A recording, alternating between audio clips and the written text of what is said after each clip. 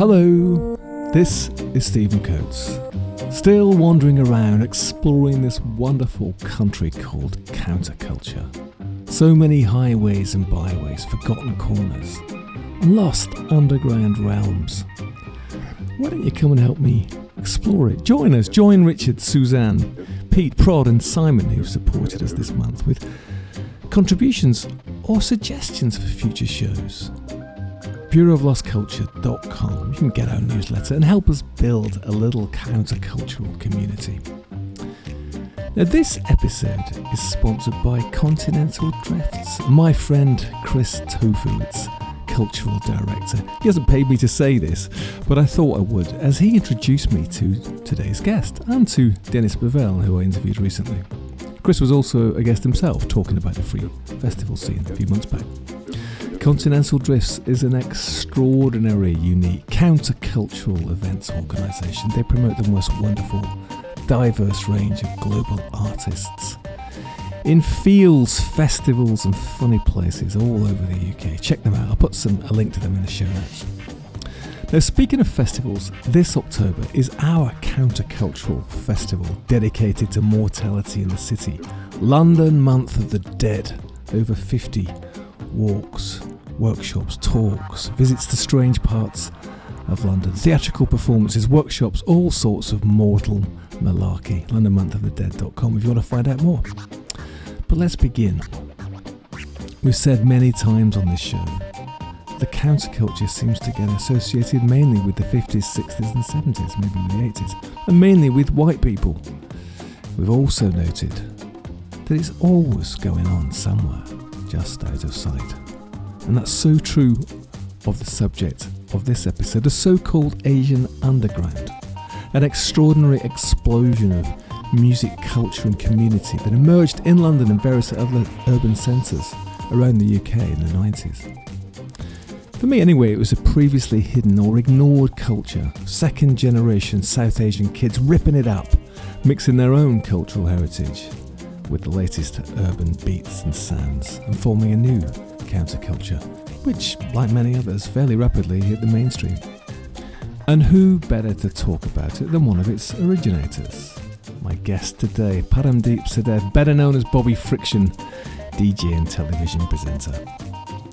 He was born 21st of August 1971 in Hammersmith and grew up in South England. His career as a DJ started in 1997 with residences at Swaraj Night at the Blue Note, Hoxton, and the Shanty Club at Birmingham's Custard Factory. Joined BBC Radio 1 in 2002 and the Asian Network in 2005, and he's been there ever since, presenting shows showcasing new music by British, Asian and South Asian artists. He's won lots of awards and he's presented lots of documentaries for BBC and Channel 4 on all sorts of subjects, including the history of Indian hip-hop, pub culture in the West Midlands Punjabi community, and the aftermath of the assassination of Indira Gandhi in New Delhi in 1984. We're going to dig into all sorts of other stuff as well as the birth of the Asian underground, racism on the city street, ghazals, I've never heard that one before, ABBA, Prince, Bhangra, daytime gigs, hip-hop, drum and bass, the Beatles, Sikh culture, radical politics, but mainly, of course, music. Hello, Bobby. Hello. How's it going? All right? Yeah, I'm actually really happy because I've always been obsessed with counterculture, and you interviewing me has finally given me a countercultural stamp of approval, I think. Well, I'll tell you what, let's start with that then. What does it conjure up for you, counterculture, the word? Counterculture for me, right from the beginning, was about the 60s. Very British Asian upbringing, stuck inside my mum and dad's house within this British Asian community, and there was a documentary 20 years after Sergeant Pepper came out. Right. And I literally just watched it as a teenager because it was on TV and we had a couple of channels, and bang, the first thing I'd ever seen where I looked at the people and went, that's who I want to be.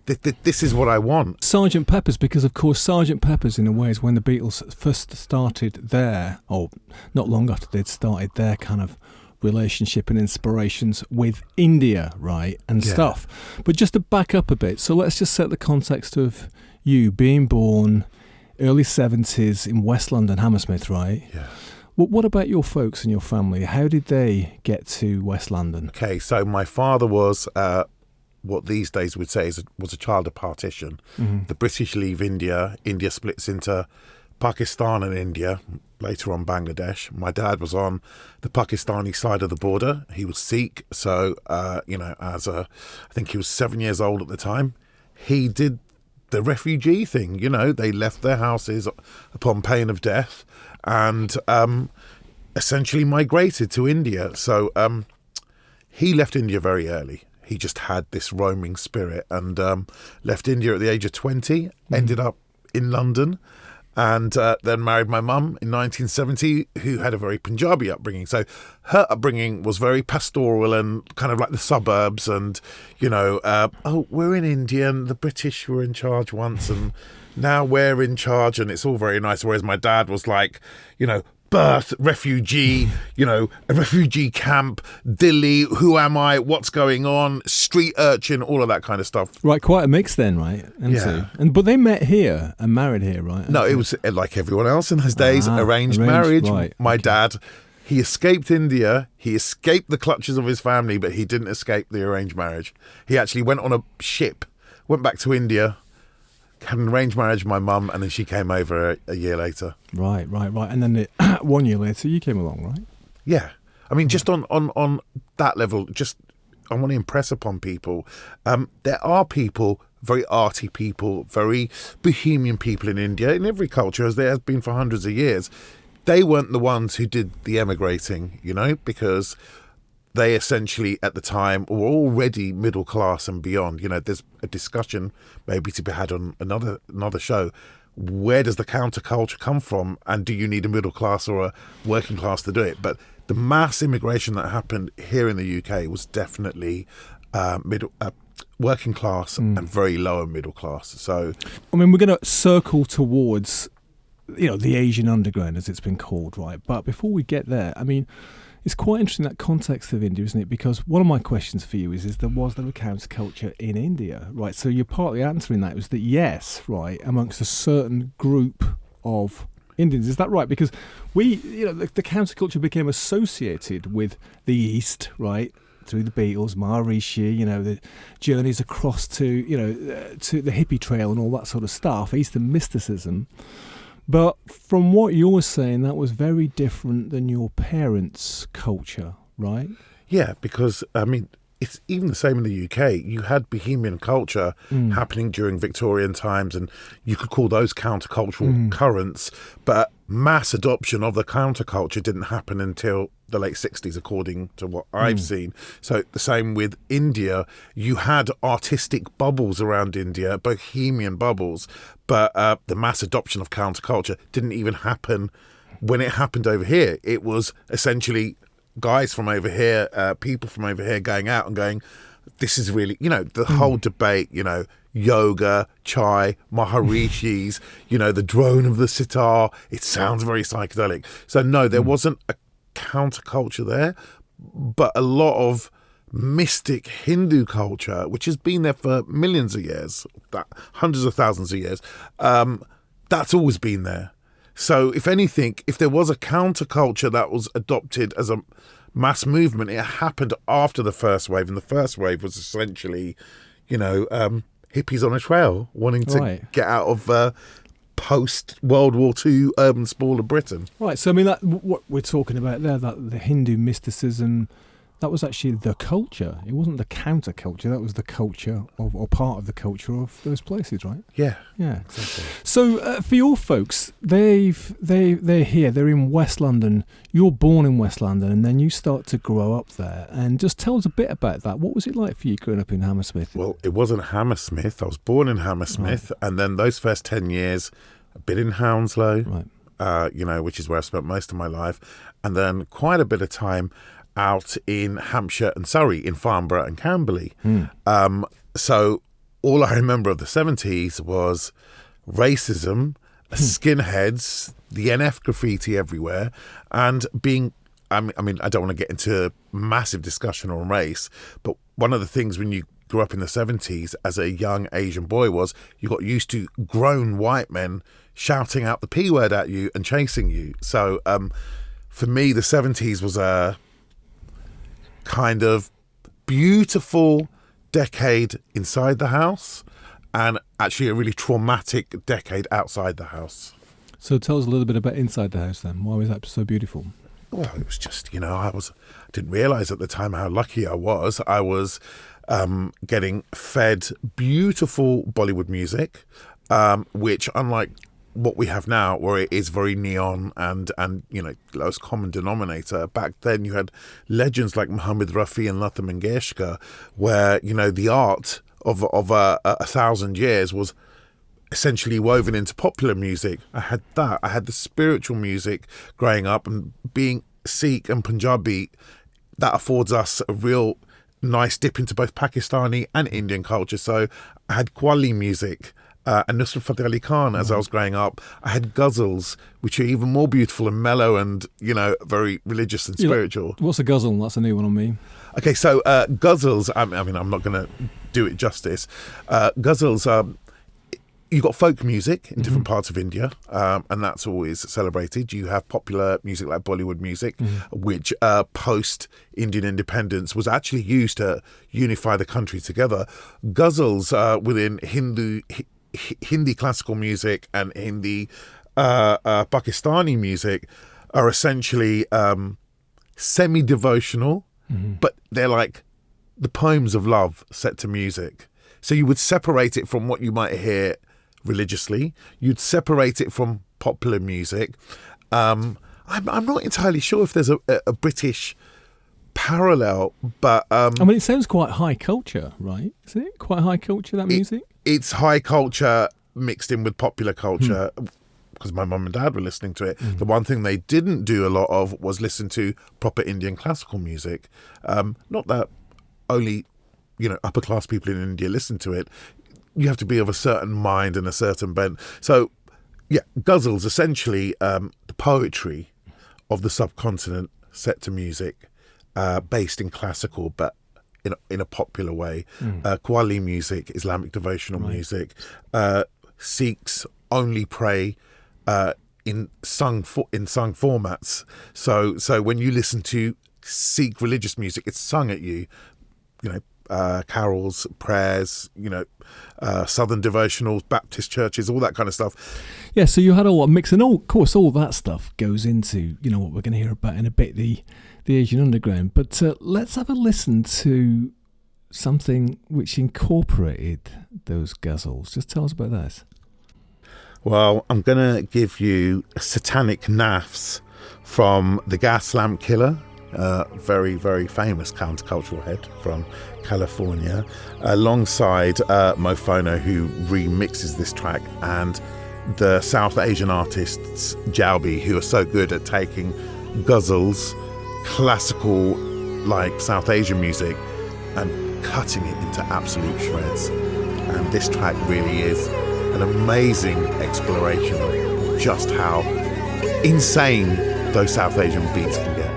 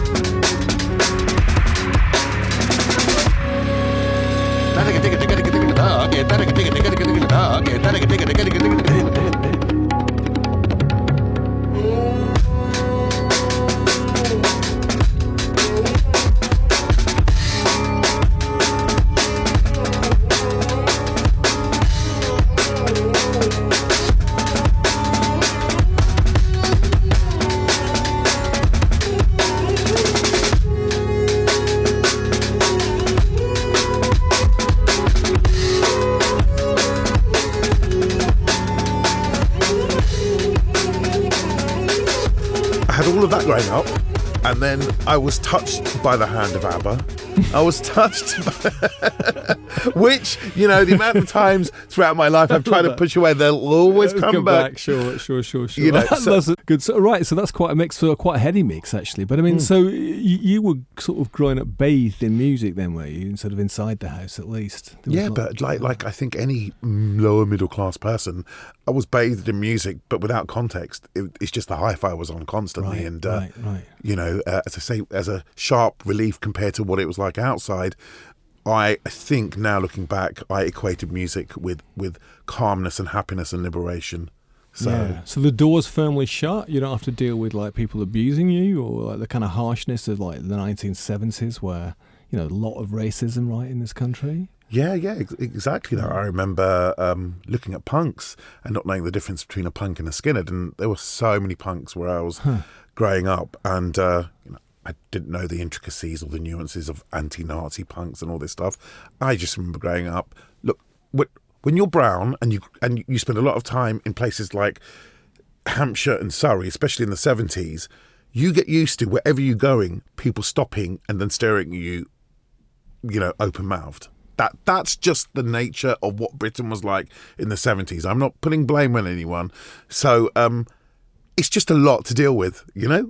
It's only now I look back and I think, God, I was always dealing with everyone going, swiveling their heads and looking at me like, who is this animal or who is this person? So, yeah.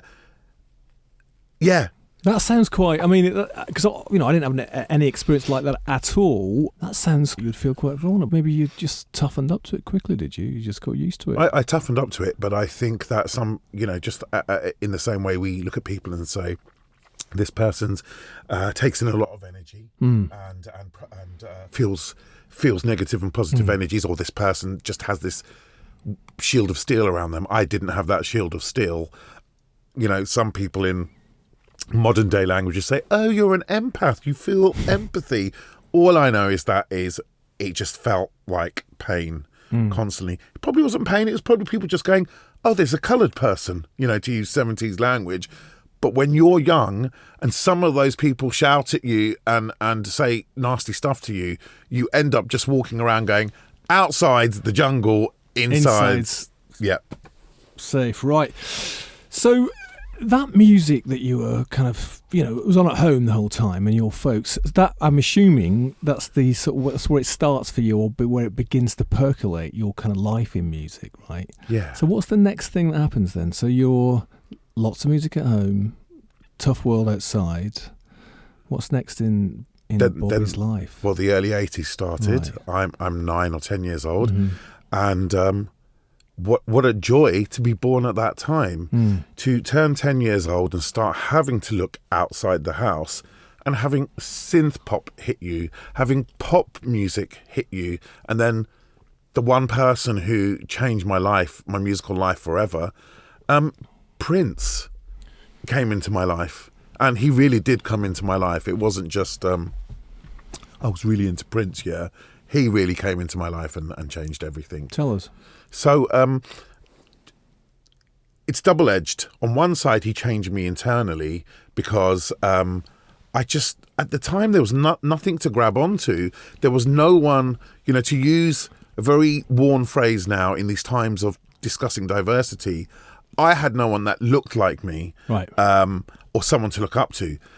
Prince, even though I now realise just how black he was at the time, he came like he used to say, I have no race, I'm not black, right, I'm not white, I'm not straight, I'm not gay. And just on a really basic level, he was the same skin colour as a lot of Asians I knew. He wore ostentatious bright colours. He looked like my mum's wardrobe, you know, the colours that he wore. He looked like that South Asian, very bright, sari vibe, you know. I grew up in a house where people wore turbans. He looked like all that stuff. And talk about the best entry point ever. You know, I listened to Purple Rain and, you know, you listen to the album, you hear Hendrix guitar solos, you hear slow electronic psychedelic ballads, you hear the country and western of Purple Rain, which is a country and western track and a gospel track. And then I brought Around the World in a Day, which came out after Purple Rain, and a friend of mine whose dad was a roadie So who's turned on to music, just turned around and went, oh, that's supposed to be Prince's Sergeant Pepper. You need to listen to Sergeant Pepper. Oh, do you like his guitar playing? You need to listen to Hendrix. Next day, he brought in Sergeant Pepper. 2 days afterwards, he brought in a mixtape that he had recorded of Hendrix. And you know, like, essentially Prince was my entry point into the whole canon of Western popular music. You know, it was just like a tactical nuclear musical missile had been let off in my head. I just followed every avenue all the way to the end. This is the Beatles. Oh, okay, and this is Bob Dylan and Bob Dylan, Woody Guthrie. You know, I just went, and because it's Prince, you literally go into multiple arenas. Amazing, you know, because I spoke with Dennis Bevell yesterday, and Dennis talked about Hendrix in a similar way. Hendrix occupied the sort of position in the pantheon that it sounds like Prince did for you. It was almost like he was been visited by this deity in some way, black, obviously, and also... Hallelujah, a deity, totally. Visited. I totally resonate with that, wow. Yeah, and it changed him. I mean, he talks about it in that way, that it was a sea change in his life in some way to witness this person doing this. So for you, so Prince was like the gateway into Western music, right? You also mentioned in terms of Sergeant Pepper, that maybe a little bit later, but you then see the documentary as well, right, about that. So these things started to come together, did they, in some sort of synthesis for you? Yeah, totally, because Prince, as I said, was the glue, was the magical kind of imp that went round and buzzed around my head and opened everything for me. And he didn't just open music. His attitude towards sexuality, race, gender, all of that stuff really, really just resonated with me. You also had my background. So when you've had all that Indian, Pakistani and South Asian music playing, just like anybody else, you can't get rid of those notes, those sequences. They're imprinted in your DNA. And then when I was listening to the Beatles and hearing Within Without You and all the stuff that George Harrison did with Ravi Shankar and beyond, suddenly it gave me, even though I respected my culture, I by this time kind of tried to leave it behind. And my culture means people shouting the P word at me. It reminds me of pain as I was growing up. My mum and dad are embarrassing me because I'm a teenager, and why wouldn't they? And then listening to the Beatles giving the entire Indian palette, musical palette, the cosign from up above, I was just like, oh my God, that's my culture. George Harrison wanted to be like me, and I want to be like George Harrison, and Prince is the two guys that links us. So, really, really special times. And then it's not counterculture, but the Bhangra scene started in the UK. Well, tell us about this, because this is another extraordinary sort of thing that happens. Because, I mean, the other thing I've got to ask really is that we talk about the Asian underground. I mean, it's a kind of strange word in a way. I mean, we don't talk about the European this or the European that when it comes to cultural stuff, because there's massive diversity, isn't there? But just sticking with that kind of word for now, amongst the Asian communities, so far in the time you're talking about, it had largely been those kind of sounds that you're saying that were playing in your house, right? That kind of mixture of sounds with Bollywood and the other stuff. So, and in that community, there wasn't anything. Was anything homegrown going on at this time? I mean, there were people in the 80s. There was. So it started then, did it? Yeah. So the Bhangra scene was the first truly British musical genre. Everyone thinks it's a South Asian genre. Bhangra is a South Asian genre. It's a folk music from one region in India, from the Punjab, where most Sikhs come from. So, you know, it's not even really a reflection of India and Pakistan and South Asia. It's just a reflection of that. But there were a lot of us. We're a very musical culture. We are definitely of the same family as our South Asian Muslim brothers and sisters and our South Asian Hindu brothers and sisters. But being Sikh is kind of different. We're almost like the Kurds of South Asia. Why? Tell us why. Because we're a tiny minority. There's only 20 million of us. There's 1.2 billion people in India. There's 20 million of us in the world, like the Jews, like the Kurds, like all of these cultures you get across the planet that don't fall into the big monoliths. Hinduism is a monolith. Christianity is a monolith. Islam is a monolith. There's only 20 million of us, and we have our own separate religion, which is a separate religion. So what happens to you when you're squeezed between two monoliths is you fight and scream and shout to make sure everyone knows you're not them and you're us. And I see that with Kurdish minorities and with Jewish people. So anyway, to relate that to what we were talking about, it just so happened that the Sikh form of folk music and the Punjabi form of folk music, Bhangra, suddenly morphed within the space of 10 years from the mid-70s onwards. It started off as, we've been in the country a couple of years, someone's getting married, have you got a musical instrument? Let's have a bit of a play around. To fully fledged bands who had synths and bass guitars. This is all happened here in the UK, in little pockets in Birmingham, in Smethwick, in Southall, in London. And then the day gig scene started. So this wasn't the counterculture, because I'd say that was the actual Asian underground. But what Bhangra did in the 80s is it suddenly gave South Asian people the kit and the blank canvas to go, anything can happen in this bloody country when it comes to music. Look at what we've done in 10 years. We've taken a folk music and added synths, and we're playing in clubs now, and there's lights and there's amps and stuff. You see, we talk about counterculture, and for me, it does, when I think about counterculture, it's like late 50s, 60s, 70s, right? But if you talk about being countercultural, what does that mean? It means against the culture, against the main culture. So these days you might call it subculture or multiculture, right? But so that stuff, that homegrown Bhangra thing was countercultural, wasn't it? Because it's part of your culture, but in terms of the main culture, it was pretty hidden. It was a bit underground, right? It was kind of coming from the roots. Yeah, I mean, look, there's two parts to this. It's a linguistic debate. Is it the counterculture? Mm-hmm.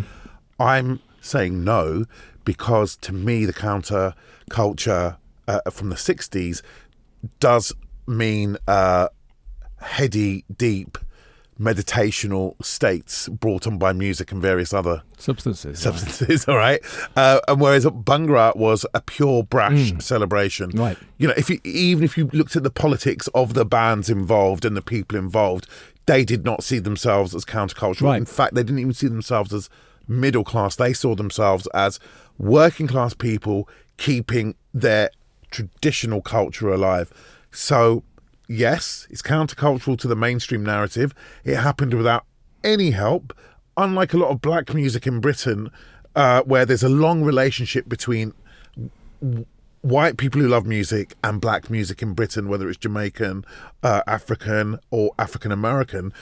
Yes, it happened. What we did was completely untouched by anybody because no one wanted to touch it, and we set it up to essentially soundtrack weddings and so. Yeah, it's against the mainstream culture, but not counterculture. Yeah, right. For me. It's popular. It was for you. It was popular, entertaining music, right? Yeah. Okay. So it starts to grow. So it's performed here by bands using synths and stuff, and that scene, that Bhangra scene, starts to sort of take on a life of its own, did it? Yeah, I mean. It's the whole thing, when we look back and we go, oh, isn't it mad that, the Beatles released Revolver in 66 and look what happened in 4 years. Same situation, in the early 80s, there were no gigs. There were just weddings and things like that. By the mid-80s, the first day gig started, where that phrase daytimers comes from, I mean, my first daytimer was the Empire in Leicester Square. It's Friday. I've bunked off school and I'm walking in and I'm watching my first ever live gig, and there's sweat and there's hormones and there's alcohol, and it's freaking 3:30 p.m. on a Friday afternoon. But very quickly, literally within 5 years, as our generation, the first wave turned from 15 to 18, 19 and 20, it turned into nightclubs, not daytimers. And it's from that, another 5 years later, in the mid-90s, the Asian underground, which to me was a true countercultural musical movement in this country exploded. So the daytime gigs is because of the cultural background, maybe a bit more conservative by general standards. So for you, for a kid like you, your parents don't want you out in the evening. Also, it might be a bit dangerous if it's actually, there's lots of racists wandering around targeting you. So the daytime gigs is a way of actually starting to kick loose a bit, but in a sort of safe environment, and you can be home for sort of bedtime, right? Is that it? Is that what it was about? It was that, and it was the racism. We often look back fondly and go, our parents didn't let us out, and that's why we did it during the day. Yes, that was completely it. Also, around gender, they may have let their boys out. There was no way they were going to ever let their girls out, even the most liberal South Asian parent I knew in the 80s. So yes, that was us and our cultural norms. But also, there's no way any nightclub would have put on an Asian night. We were uncool. Why would a nightclub have done that in 84, 85? It was a great way of nightclubs going, well, look, we've actually got a revenue stream here. We can get this all cleaned up and we'll be open like we usually are on a Friday night. Between 6 p.m. and 9 p.m, we'll get it all cleaned up. So racism also played a part, but yes, it was our cultural norms. But even that, we broke those by the early 90s. Yeah, but was there also a sense that even if your parents had been up for it, that would you have had a problem getting into a club just as a punter? If you just you couldn't get into a club. Look, you couldn't get into a club if it was a bunch of Asian men. Who goes to a club as an individual? I mean, we might now. You and me might, because we just love to do mad things and the world is our oyster. But when you're 19, you're not going to a club by yourself. So there's a catch-22. You can't get into the club because there's a bunch of you. I mean, that lasted until the late 90s, the turn of the century. They just wouldn't let a bunch of Asians in. Look, there's so much to discuss for another time. The politics of race, and when I say that, I mean the real local stuff. Collectively, as Brits, we've not even looked into it. It's like, we'll let black people in, but we'll let that guy in because he's coming with the white girls and he's obviously a good dancer. That whole attitude. You talked about this before, haven't you? But there is this thing about that black music had been sort of increasingly accepted and in fact had been branded as being cool, right? Whereas Asian music at this time, anyway, that was definitely not. I mean, I don't know what the reasons for that are actually, but you were acutely aware of that yourself, were you, at the time? Yeah, I think you say you don't know what the reasons are, and you're right. No one really knows the reasons. I think it's popular music is black music, right, is African American music. Right. So afterwards, if you interchange that stuff with Jamaicans or Africans or South Asians, the long march of popular culture from the mid-20th century onwards within the West is shaped by black people. White people needed to make some kind of understanding in their head to deal with black people on a certain level, which is why you really have that mad situation where my black brothers and sisters will say, everyone wants to be like me, everyone wants to look like me, but they don't want me in their house or marrying their daughter. Right. So the next stage for you said it happened really quickly as well. So there's the day gigs, right? But then you start to put on your own nights, or people from your community start to put on your own nights, right? Which you don't have to deal with all that stuff, right? You don't have to deal with being rejected from a club yourself, but you can be out in the evening. So what brought about that change in such a short period of time? That was literally just demographic waves. Because you were growing up? Yeah, we were growing up because it's not that there was no Asians and suddenly there were loads of Asians, even though some people may disagree. But I could see it myself when I was looking... I'm talking the first year of senior school, when half the year was brown, and then you go to the fifth year, so they're only 4 years ahead of you, and about 3 or 4 kids are brown. You see the demographic change happen very quickly. So our demographic changed that. We went to the day gigs at 15, 16. Yes, some of the impresarios and the musicians were a bit older, but by the time we started going off to uni, which was 88, 89, 90, when you first started seeing a British Asian community in much bigger numbers, that's when all the society started putting on gigs. Let's go and hire out a nightclub. And very quickly, we were part of club culture, but still separate. And what sort of music you listen to? Bhangra, but Bhangra a lot more fused. Within the space of 5 years, it went from we're playing synths to I'm playing a synth, but I've also chucked a few samples in, and the music of choice, the Western music of choice, maybe not for someone like me. As much as I loved hip hop, I still had my grounding in Prince and the Beatles. So Public Enemy to me were as important as the Beatles and Prince. But for most South Asians, it went folk music at home, bit of pop music, Bhangra music, and then suddenly hip hop with the Bhangra thrown in. So massive musical changes in the space of 10 years from 85 to 95. Folk with synths, then by 90, DJ culture coming through, elements of the second summer of love, and samplers and Akai samplers being used, straight through to 95, where essentially we were channeling drum and bass and house music, and the rest is history. So we're going to get to that in a minute. But why hip hop, do you think? Why was it that hip hop seemed such a kind of harmonious melding with the Bhangra stuff that was going on? And was it political? I think it was nuanced. Yes, it was political. A lot of hip hop was at the time. I mean, my first big hip hop band was Public Enemy, the most political band of all time. Secondly, I think there was a need to almost be black, because we'd look at our black brothers and sisters and kind of go, well, they're cool. And even though people are still massively racist, it was just subconsciously, you could tell people wanted to be black. A lot of white people wanted to be black. I'm just going to throw that out there. So I think there was bits of race, bits of wanting to be black ourselves, to throw off the shackles of the 70s specific South Asian racism. And then on top of that, just a lucky vibe. A lot of Indian classical music is done in different time signatures, but Bhangra's done in the same time signature as rock and roll. It's a 4/4. Yeah, it's a 4/4 beat. One of the few folk musics in India which is a 4/4 beat, so that kind of helped. It's easy to stick a loop under. Yeah.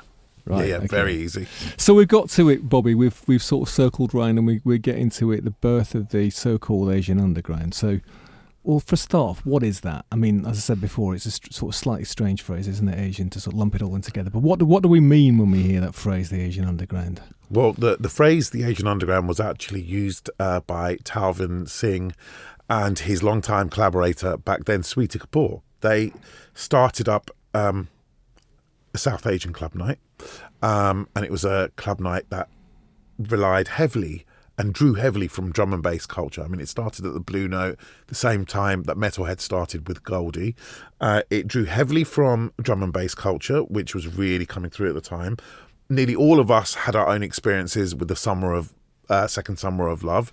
I spent my time in Nottingham following DIY around, going to Spiral Tribe gigs. I was at Malvern, for that absolutely amazing disaster of a free festival. So we brought all of that. House music was still out there, and everyone at that time was about the same age. We were all in our mid-20s, and we were throwing everything into the pot. Drum and bass was there, the house was there, the electronic music was there. You had Talvin, who played tabla. Oh my gosh, the first time I see Talvin play tabla, drum and bass, I'm like, it's arrived. Everything I saw in my head as a misty thing is solidified, and it's Talvin on stage. I go and see Nitin Sawhney. These are very young incarnations of both Talvin and Nitin Sawhney.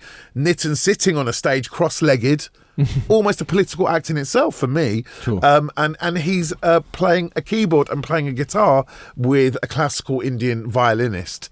So the Asian Underground describes that movement. So we've got a track you're going to play, right? Yeah, it's seen as the de facto anthem of that era. It's from the state of Bengal, aka Sam Zaman. Him and Talvin Singh were intertwined for quite a few years around this legendary club night called Anoka, where a lot of these sounds happened. And I think the reason this has become an anthem, the de facto anthem, is because every time it dropped back in the day, the place just exploded. It's really worn well with time, and it's a perfect distillation of South Asian music, Bengali music, and British drum and bass.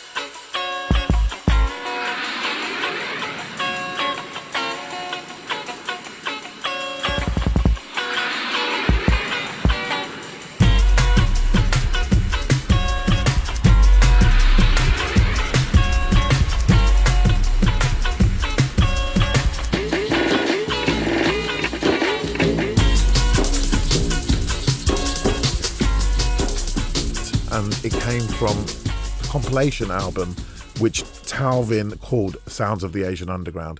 And for want of a better phrase, everyone just grabbed onto that as a phrase.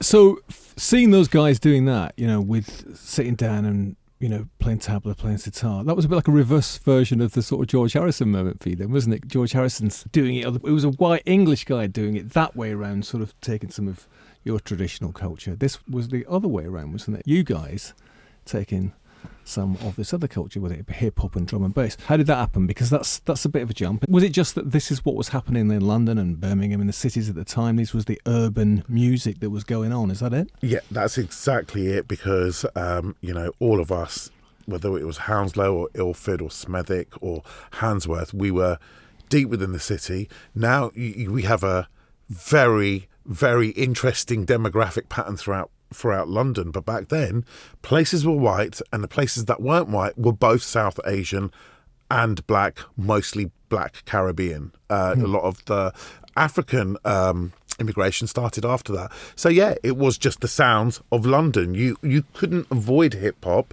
and then jump from hip hop into drum and bass with a bit of house in between. But the linkages, as we know, if you study black British music, you'll know that even though house music was brilliant, the real jump for a lot of people was hip hop straight to jungle, straight to drum and bass. So we were just reflecting that, and then layering on all the sounds we heard when we were growing up, just putting it all on top. Like every other musical movement is about splitting your insides, splitting your outsides and pulling out your insides and just throwing it slab-like, meat-like onto different musical formats. Got it. And then that must have been very exciting for you guys then, right? Yeah, well, because it was the excitement of being young, the excitement of actually making music, the excitement, but also with this added excitement of actually you've sort of discovered something or you're making something which is actually yours. There was always excitement, and it always felt ours. I myself, I think I was a bit OCD about it. I kept saying throughout the Bhangra movement, and then all the stuff with DJ remix culture that was happening in the early 80s, I kept going, but I want my countercultural vibe, because I still go back to Hendrix, the Beatles and Prince and seeing all of that. B, I want my punk mod hippie thing as well. I want to almost be able to say, here's the name, this is the dress, the uniform, and we're young and we're going to take over the world. Yeah, and that didn't, for me, really come until the Asian Underground, because the Asian Underground swaggered into British musical culture and South Asian musical culture fully formed and just went, I'm here. I'm the genre you want. You can actually put bindis on your head and you can wear your mum's sari but put it around a motorcycle jacket, and here's the music. It's a drum and bass track, but it's got mad tabla playing on top. It was, for me, like the first, second, third, fourth, all the Summer of Loves happened at once for me. Phew. The interesting thing what happens now, of course, is that there is this Asian underground, but it isn't just for you guys anymore. It starts to percolate through into the rest of British musical culture, right? And that's a first in a way, isn't it? In a way that it came from that. So what was that like? I mean, seeing this stuff that you guys were making, having to get this mainstream appeal, and getting recognised and It was brilliant. Signed by record labels and all that. Oh, yeah. I mean, if you think about some of the key artists, Talvin gets signed by Island Records. You know how much, I mean, it's still brilliant and important, but the cachet that Island Record had in the 90s, he gets signed by Island Records. Nitin is getting signed left, right and centre and working with Outcast Records and working outside, and they're doing, I mean, this is the business side of stuff. I was there the night London Records, we actually put on the night, me and my friend Imran Khan, who used to run a magazine called Second Generation, put on a night to raise money, I think, for Second Generation magazine, which was it wasn't a fanzine, it was a proper magazine, but it was the in-house publication for the genre. And London Records turned up that night, and Asian Dub Foundation got signed. And, I've got to make special mention of Nation Records, who were basically the factory records of the entire movement. Aki Nawaz, who run that label, Talvin, Nitin, Asian Dub Foundation, when it was like the proto-Asian underground, they all came through his doors. You know, Trans Global Underground came through his doors. So you had that happening also. Within that space of 3 or 4 years, they're getting signed. The audience suddenly, you know, you're getting to the point where it's like, wait, it's the Asian Dub Foundation and 60% of the audience are white. What's going on? You know, I obviously, being a bit of an idiot, selfishly guarded everything and went, oh, it's spoilt for about a couple of months. What have they done? Oh, what's going on? Well, they've taken my stuff. Yeah. But actually, you know, I fixed myself pretty quickly because, you know, you have those conversations and everyone's like, well, this is what we wanted, right? This is what we all wanted. So fucking enjoy the ride. Let's talk about Asian Dub Foundation then, because that's got another angle to it as well, isn't it? Which is, you know, politics. That's not really been part of the story so much. I mean, it's been political in the sense that you've been on the receiving end of, you know, some, especially from the kids, right? And but now in the music itself, there's politics. So tell us about that, where the whole political aspect of it came in. Well, the politics was already there in the Nation Records because Aki, who ran Nation Records, was also the main guy behind Fundamental. Fundamental, Pakistani, British rap band who took their cues and worshipped Public Enemy. You know, that was already there. So when Nation Records signed Asian Dub Foundation, which was around the mid-90s before the Asian Underground explosion, it felt like the perfect match. So it was already there, you know. Let's have a bit of one of your Asian Dub Foundation favourites. There's too much to choose from. Some are massively political. Others just fall down like musical notes into the darker parts of your brain. But I'm actually going to give you a slice in time. This is the Real Great Britain, recorded just after Tony Blair got elected. And yeah, it's the Asian Dub Foundation essentially going, all you left-wingers think it's about to change, right? Shut up! And it didn't.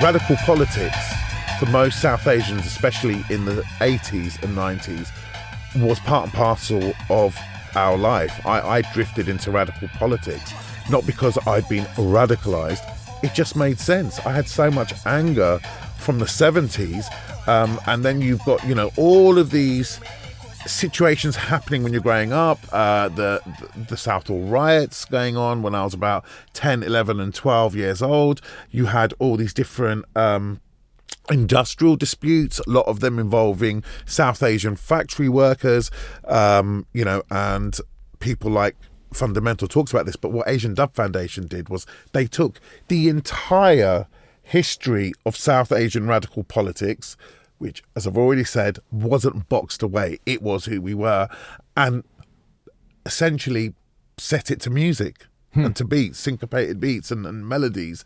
So, you know, you had tracks like Free Satpal Ram. It was a cause at the time. People were trying to get this guy released. He essentially hurt someone during a racist attack, and you know, there was so much going on just even on their debut album. Stuff about Naxalites in India, stuff about left-wing politics in India, how that left-wing radicalism had infected and affected us here in Britain, and they loved it, man. I mean, they absolutely loved putting up a fist, playing a massive D chord and going, let's go, you know. But you said you haven't been radicalised, because it's become a bit of a sort of dirty term, hasn't it, to be radicalised now, right? But I mean, what was radical politics for you then? I mean, when you said that, you know, well, you had been radicalised in a way by your experience, not by some outside people coming and doing it to you, right? So what did it mean then? What were your radical politics then? My radical politics, which formed during the mid-'80s and you know, definitely soundtracked my 90s, were South Asian and definitely left-wing. So when I say I wasn't radicalised, what I'm trying to say is radical politics was part and parcel of most Asian families, even when they weren't into politics. It wasn't like, oh, I'm with this family and they're Tories, and I'm with this family and they're Labour. Most families I knew at the time, you know, this wasn't the days of Sajid Javid and Preeti Patel and what's happening to the Labour Party right now. Even non-political families, if they knew any politics, it was the radical politics of struggle. So people who never talked about politics spent years talking about the Southall riots, which was essentially an anti-fascist movement set up by young, left-wing, you know, South Asians who were actually fighting for their lives. So when I say I wasn't radicalised, I'm essentially saying that radical politics was found in nearly every South Asian house. It's because of what our experience was with Britain. My radical politics then carried on, and it was always anti-fascist, but then carried on and kind of went into the Socialist Workers' Party, and my experience with the Socialist Workers' Party turned me off radical politics for a whole generation. You're not alone. I'm not alone in that. There seems to be quite good at that. Right? But suddenly, because of the Asian underground, you've become cool, right? I mean, it's become cool. So we were talking earlier how black music was cool. Maybe you wouldn't have a black person marrying your daughter, but black culture was cool, black music was cool. But you guys weren't, but now you are, right? I mean, that's problematic, you know, as well. Go on. Only because it said a lot about even how we saw ourselves. We started saying stuff like, we're cool. Right. You know, not all of us, but a lot of us will go, oh, we're really cool. Look, the Guardian's covered us, and look at all these people, you know. David Bowie turned up to Anoka. He came and just went, fucking hell, this is it. You know, Bjork was there at various times when I was there. You know, the who's who of the 90s. Anoka was the club? Yes, it was Talvin Singh's club night. It was at the Blue Note. So they're all there. And some of us are kind of going, we're cool. Loads of the articles went, this is the new Asian cool. And obviously the hotheads reacted against this. And I totally get why they did. They just went, wait a minute. They decided we weren't cool. Now we're doing something which was in us all the time. They've now decided we're cool, and it's still them. And them isn't even white people. It's the establishment. So, yeah, you know, as a descriptive thing, yes, we were cool. But just know that even that word was really problematic. Cool with a K. But of course, that is, and we, you know, it's come up many times on this show, that is also part of the eternal repeating procedure by which countercultural themes, the underground, is absorbed up into the overground, the mainstream culture. It's always gone. In fact, of course, it's necessary, isn't it? Because the mainstream culture feeds on the counterculture. That's how it gets refreshed, right? Yeah. So it brings this new life into it, breathes new life into it, right? So that it is sort of necessary, isn't it, that happens? Yeah, no, it's necessary it happens. And, you know, who am I to complain? I've come out of that, right. and within a couple of years, I'm on Radio 1 doing a South Asian music show. And I've been broadcasting for 20 years now on the BBC and playing the most mind-blowing music being made in the world. So I'm not going to complain, not because I've done well out of it, but because with you need that evolution. But I do think that whatever started then was, this is possibly a radical thing to say, was strangled at birth by 9/11 and what happened post 9/11. Tell us. So, and I don't want to speak on anyone else's behalf because I'm very, I know that it's a specifically Islamic battle and culture. But for most of us, we had a situation where we were all South Asian, we were different religions, we came from places like Bangladesh, India and Pakistan, just like Europe, same landmass, very different cultures, but we knew that we had something going on. The Asian Underground really takes off in 97. Talvin wins the Mercury Music Prize. I think it was 98 or 99. All this stuff's going on. And then 9/11 happens. That didn't shake us. I mean, of course, it was monumental in our collective histories, all of us. And if you were young and British and Muslim, it was the biggest thing. I mean, still is the biggest thing to happen, in 100 years. But it really showed us who held power. Cultural power. Because suddenly, every editor, every commissioner goes, don't talk to me about the Asian Underground. I really want to know what's going on with those kids in Bradford. I really want to know what's going on with those kids in Tower Hamlets. And you mean in terms of like looking for the radicalisation and all that stuff? Just everything. Trying to make sense. I think we're so... Our lives are so mad now. Politics is so mad. We forget that after 9/11, as well as the wars in Afghanistan and then Iraq, there was a whole situation where the British cultural elite were kind of going, what's happening? All right, well, now we're going to discuss immigration. Who are these kids? Are they going to start blowing us up? And without jumping into that specifically British Muslim experience, what I'm saying is we're creating, but that spread of our culture doesn't need, but it helps getting a cosign from the British cultural elite.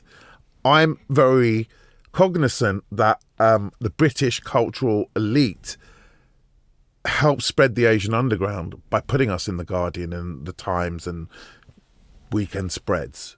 When those people say, we only usually talk about brown people 1 out of every 100 articles or 1 out of every 100 documentaries, and we've already made a couple on music, that just stops overnight. And it's like, what's going on? Who's getting radicalised? Let's go to Bradford. Let's go to Tower Hamlets. Let's go to Birmingham. And I think a lot of people would disagree with me on this, but I feel like that really played a part in the Asian Underground, because music's carried on and there's been other countercultures since then, but it's all been really, really hidden away. It's not been it's just not been the same as what happened with Bhangra and then the Asian Underground. Well, that's interesting, isn't it? I mean, so simultaneously, 9/11 or just afterwards, you basically go into, you're starting to work at the BBC, and since then, and we haven't got time to go into it, you've had a whole 20 years of broadcasting, making documentaries, making films about your own culture, about all sorts of other stuff as well, right? But you're saying that in terms of the music, in terms of the underground, it's become hidden again, has it? Or the more recent kind of developments are not given the same sort of, the light isn't shining on them in the way it was. Yeah, it's still there. It's multiplying. It's spreading. The diaspora's growing. The British Asian community is growing. There's now a large, when I say Asian, I mean South Asian. There's now big communities spread across America and Canada as well, and now actually growing in Europe. But what's happened is we still carry on. But now looking back, it's pretty obvious that the magnifying glass and the cosign of the cultural establishment in Britain really, really helped Bhangra slightly, but most definitely the Asian Underground, to be spread beyond these bubbles. It's almost like bandwidth. The cultural elite, the establishment only has so much bandwidth, and we never realised. We thought we'd come of age and this is the future of Britain. It's very obvious to me that bandwidth was rigidly enforced, and they went, look, we're only going to make 2 things this year on the Asians, and I want it to be on Muslims and radicalisation. Right, got it. That's my experience. Listen, Bobby, you've got to go off for your BBC show, right? Okay, where you are actually playing an extraordinary array of music, right? And and that's 20 years now, isn't it, actually, for you? Yeah. So growing up in those places that you did, and going through it as a kid, as you did, right? If that kid had sort of could see into the future and see what would happen, both with your own cultural music and also for you personally, what do you think he would have thought?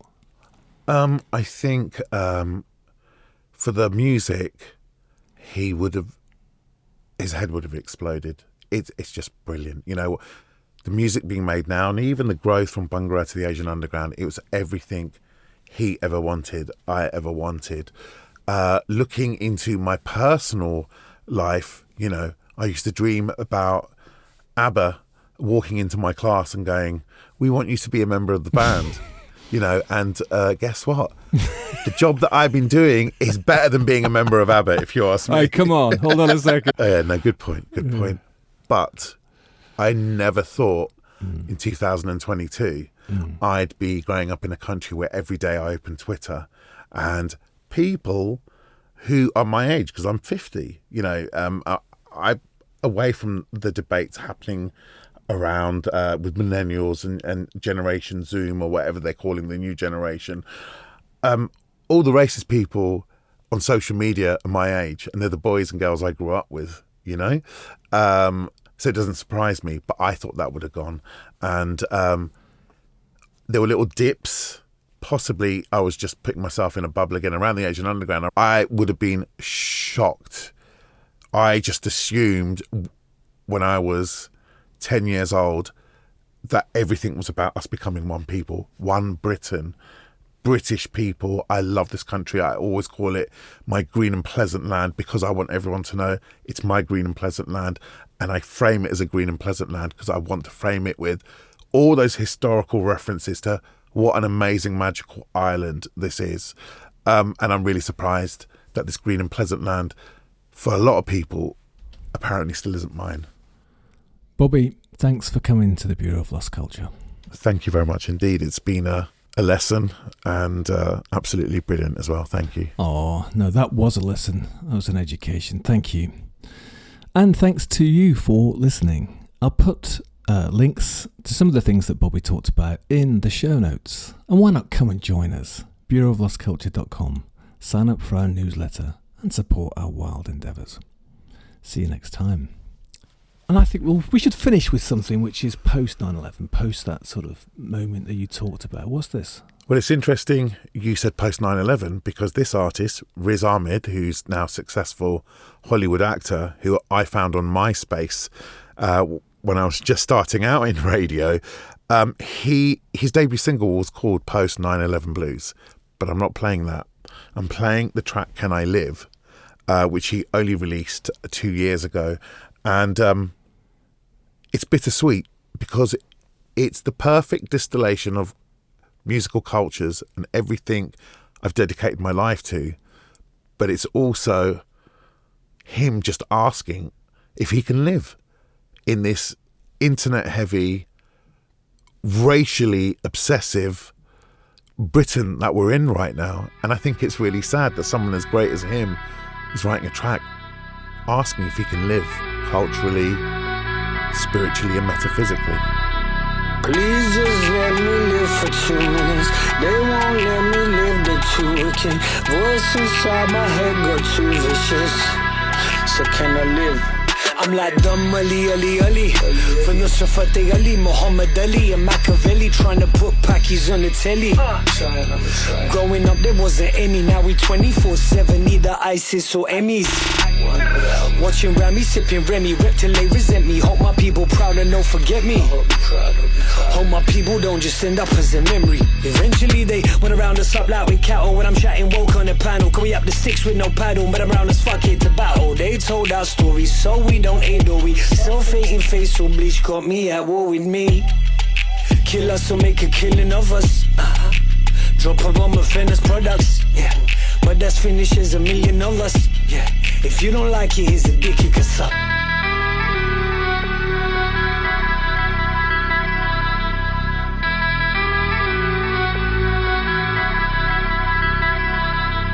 Please just let me live for 2 minutes. They won't let me live, they're too wicked. Voice inside my head got too vicious. So can I live? Was this part of the plan? Am I putting my foot down or tap dancing for the man? All the scars on my heart hurt me 50 grand. Unwanted by blondes, now they ask for a tan. Sunblock up on my face, my people's blood on my hands. My people floating face down, my people sinking in sand. My people ain't niche, my people let a niche for his lamp. They taught us cricket and shame, I'm a teacher to stand. No man's land, I'm no land's man. We just pose on the gram and own Lambos and go like lambs.